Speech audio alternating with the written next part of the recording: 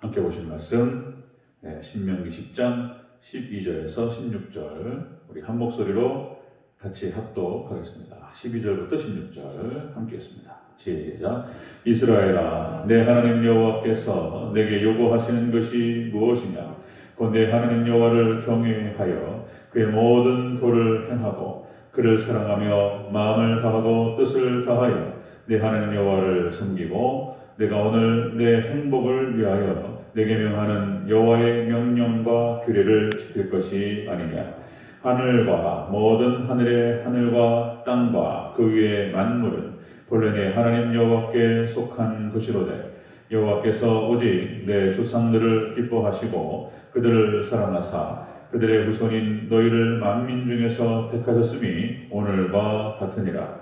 그러므로 너희는 마음에 할례를 행하고 다시는 목을 곧게 하지 말라. 아멘. 네, 인사합니다. 아버지 예수님, 예수님의 은혜와 평강이 넘치시기를 축원합니다. 아멘. 특별히 우리 최화식 장로님과 우리 유종 권사님 두 분과 가정에 크신 축복 있기를 축원합니다. 아멘. 네, 오늘 함께 읽으신 신명기 10장 12절 16절 오늘 본문을 토대로 이스라엘을 향한 하나님의 요구라는 제목으로 말씀 받겠습니다. 이스라엘을 향한 하나님의 요구. 우리 최화식 장로님, 우리 유종 권사님, 영성이 그런 겁니다. 그러니까 그냥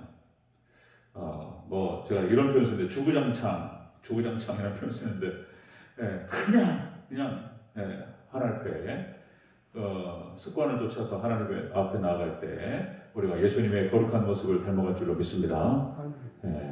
예수님께 습관을 쫓아가셨죠. 자, 오늘 함께 보실 말씀 신명기 10장 12절 16절 이스라엘을 향한 하나님의 요구라는 제목으로 말씀 받겠습니다. 오늘 본문 말씀은 이스라엘 백성들이 하나님께 행해야 될 신앙적인 의무에 대해서 하나님께서 말씀하고 계시는 것을 볼 수 있습니다. 지금까지 이스라엘 백성들이 죄가 있었음에도 불구하고 하나님께서는 이스라엘 백성들에게 은혜를 베푸셨습니다. 하나님께 이스라엘 백성들에게 은혜를 베푸셨던 것처럼 오늘날도 우리가 참 충실하지 못하고 죄 많고 그렇지만 하나님께서는 역시 우리에게 은혜의 하나님으로 인도하실 줄로 믿습니다. 때로는 우리를 책망하시기도 하시지만 역시 우리에게 은혜를 베푸십니다. 그렇다면 우리가 하나님의 은혜를 받은 자들로서 우리가 어떻게 살아가야 하느냐, 그 얘기를 오늘 본문에서 하고 있는 것이죠.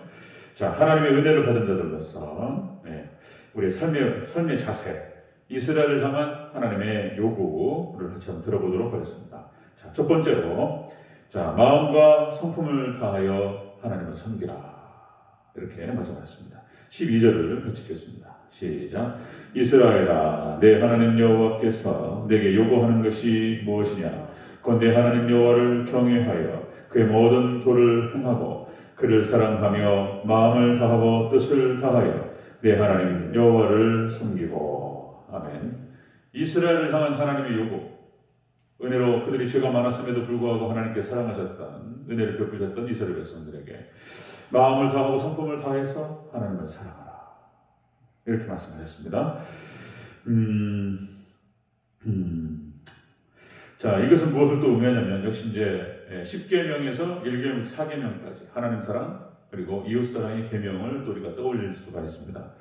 또 한 가지는 역시 하나님을 사랑하고 우리 죄인들을, 우리를 사랑하셨던 예수님의 사랑과 예수님의 섬김을 우리가 생각할 수가 있습니다.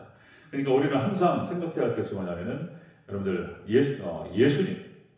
예수님을 쫙 계속 보고 있으면 되는 거예요. 우리 예수님만 따라가면 되는 거예요. 그래서 예수님께서 하나님을 섬기셨고 우리 죄인들을 섬겨주셨습니다. 그랬던 것처럼 우리도 똑같이 우리도 하나님을 섬기고 우리가 또 이웃을 섬겨야 될 줄로 믿습니다. 예수님의 섬김이에요. 예수님의 섬김. 예수님께서 그러니까 이제 십자가 대속을 통해서 우리를 대신하여 몸 바쳐 죽어 주셨습니다. 우리를 대신 죽어 주시면서까지 사랑하신 그 예수님의 사랑, 하나님의 사랑이죠. 자, 이렇게 예수님께서 그 사랑을 보여주셨던 것처럼 우리도 동일하게 예수님의 그 사랑, 그걸 보면서 우리도 따라가야 될 줄로 믿습니다. 이렇게 마음을 다하고 성품을 다해서 하나님을 사랑하고 하나님 사랑을 하는 거예요. 예수님께서 하셨던 것처럼 그렇게 하는 것입니다. 예수님께서 하나님을 섬기셨고 우리를 섬겨주셨던 것처럼 우리도 동일하게 예수님처럼 우리도 하나님을 더 잘 섬기고 그리고 이웃을 더 잘 섬기는 저와 여러분 되시기를 주의 이름으로 축원합니다. 마음을 다하고 뜻을 다해서. 자, 여러분들 이것이 바로 이제 신명기 6장 5절 이제 그 쉐마 우리가 앞에서 지나갔는데요. 쉐마가 그겁니다. 쉐마가 너는 마음을 다하고 뜻을 다하고 힘을 다하여 주 하나님 여호와를 사랑하라. 마음을 다해서 뜻을 다해서 힘을 다해서 하나님을 사랑하라. 자, 마태복음 22장 37절 예수님께서 하신 말씀이죠. 예수님께서 이렇게 말씀하셨어요. 예수님께서 이르시되 내 마음을 다하고 목숨을 다하고 뜻을 다하여 너희 하나님을 사랑하라 하셨으니 이것이 크고 첫째는 계명이요 둘째는 이와 같으니 내 이웃을 내 몸과 같이 사랑하라. 이것이 율법과 선지자와 율법의 강령이니라. 구약 성경과 신약 성경을 하나로 딱 묶어서 하나로 얘기한다면 하나님 사랑, 이웃 사랑입니다. 역시 십계명으로 얘기할 수 있고요. 자, 이스라엘 백성들을 향한 하나님의 요구사항이 바로 그거였습니다. 하나님을 사랑하고 이웃을 사랑하라. 자, 요시야 왕이 이것을 잘 실천합니다. 요시야, 열왕기하 23장 24절 25절 요시야가 이 개혁정책을 펼칠 때 요시야가 어떤 사람이었냐면 그렇게 기록되고 있습니다. 자, 요시야와 같이 마음을 다하며 뜻을 다하며 힘을 다하여 모세의 모든 율법을 따라 여호와께로 돌이킨 왕은 요시야 전에도 없었고 후에도 그와 같은 자가 없었더라. 요시야 왕의 개혁정책을 통해서 그렇게 철저하게 하나님을 사랑하고 하나님을 섬길 것을 이스라엘 백성들에게 그래 개혁정책을 통해서 진행했습니다. 하나님께서 요시야 왕에게 엄청난 축복을 허락하신 것을 볼 수 있습니다.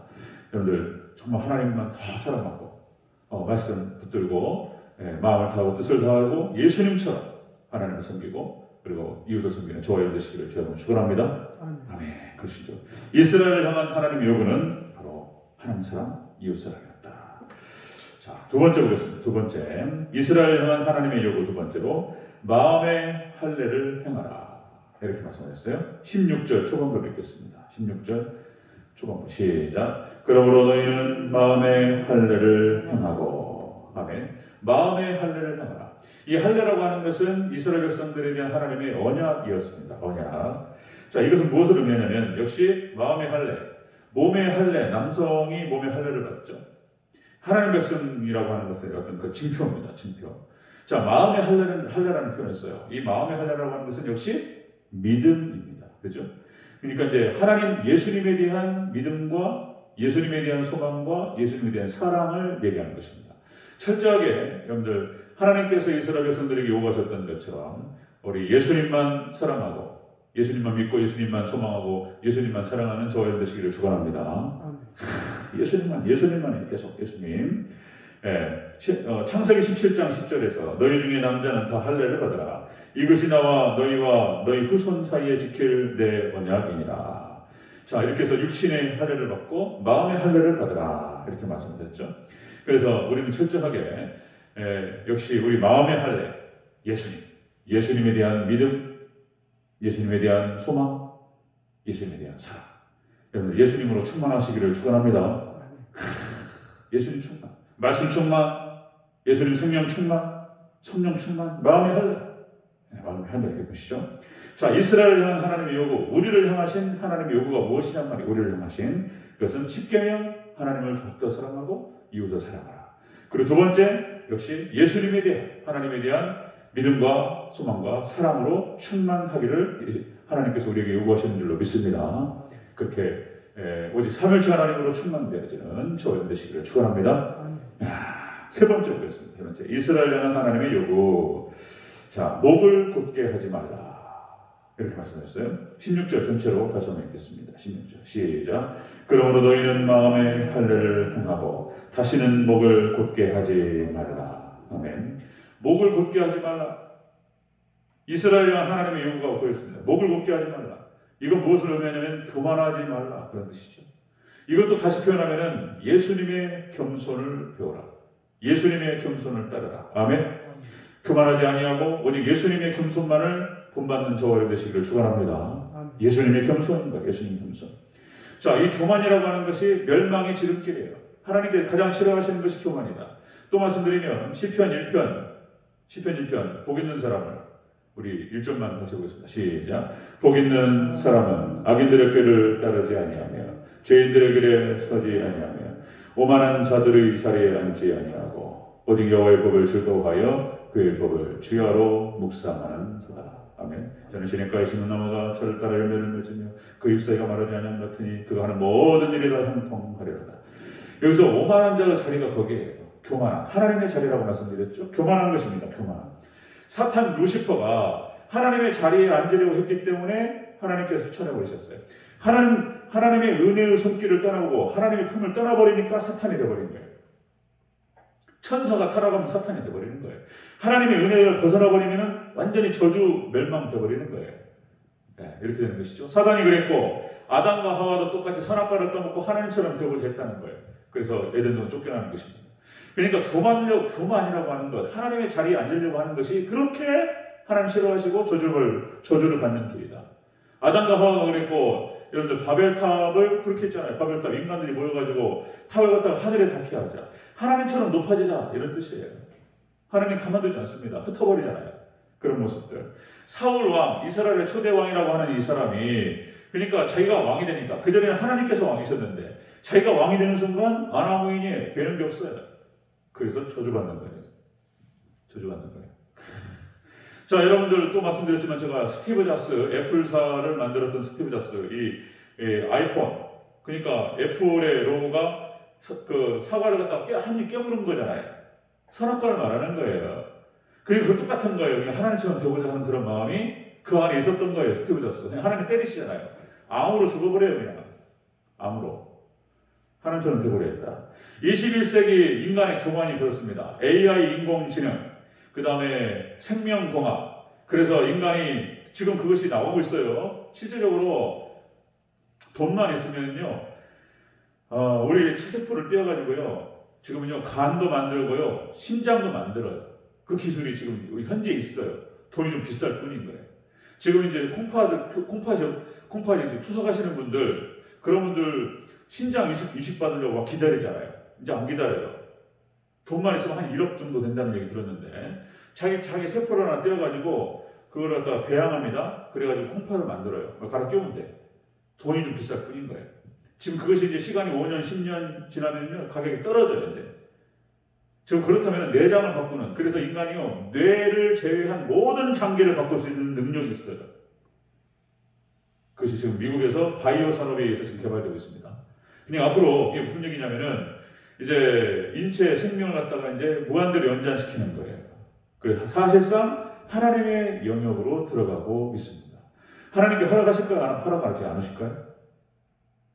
바벨탑 사건, 그러니까 아담과 하와 하나님처럼, 사단이 하나님처럼 되는 것, 아담과 하와가 하나님처럼 되는 것, 그리고 바벨탑에서 하늘로 닿게 하는 것, 다 하나님께 허락하지 않으시고 덮어버리셨어요. 인간이 하나님처럼 되고자 하는 것 하나님께서 허락하시지 않을 것입니다. 그래서 이제 예수님께서 재림이 얼마 남지 않았다라고 하는 징조가 나타나는 거예요. 과거에서. 자, 하나님처럼 되죠. 이스라엘 백성들이 그렇게 타락하게 됩니다. 자, 사무엘상 8장 7절 조금만 보고 마치겠습니다. 사무엘상 8장 7절에 이스라엘 백성들이